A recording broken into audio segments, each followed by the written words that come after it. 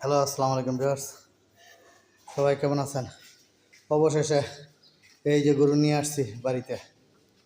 বৃষ্টিতে ভিজা, রোদে রোদে পুইরা বৃষ্টিতে ভিজা গরু কিনছি আমি, গরু বাসা নিয়ে আসছি। এই দেখেন আপনারা, এই তো এই যে 1,19,000 টাকা হয়েছে। আর হাঁস নিচ্ছে 6,000। এটা আনছি পাঠাননগর করিতলা। দেখেন কেমন হয়েছে, সবাই একটু জানেন বিস্তারিত। ঈদ বাজার, কোনো হাটে গরু নাই।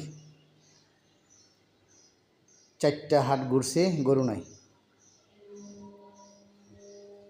লাস্টে এই হাটে পাইছি কিছু বড় আছিল সব, আর কিছু আছিল এই সাইজের একটু ছোট।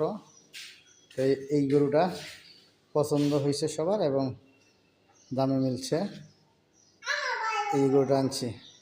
আচ্ছা, গরুটা কেমন হয়েছে?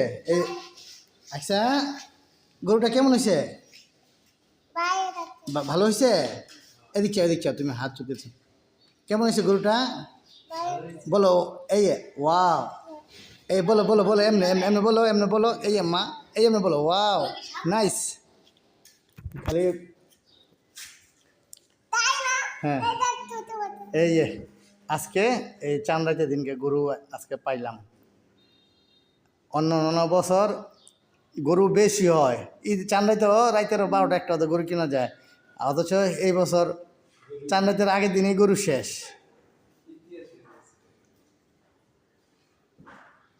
গোপচারাওয়ালের গুতারা ঘাট, আলসাবা, সৈয়দপুর ফকিরবাড়ি মাদ্রাসা সংলগ্ন এবং সৈয়দপুর কয়লাঘাটও গরু শেষ। কিছু আছে সব বড় গরু, অল্প কিছু।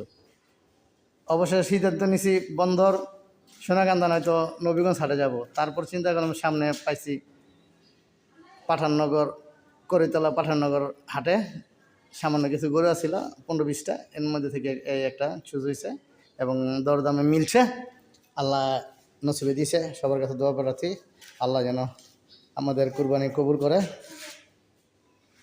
এই যে এটা আনা হয়েছে,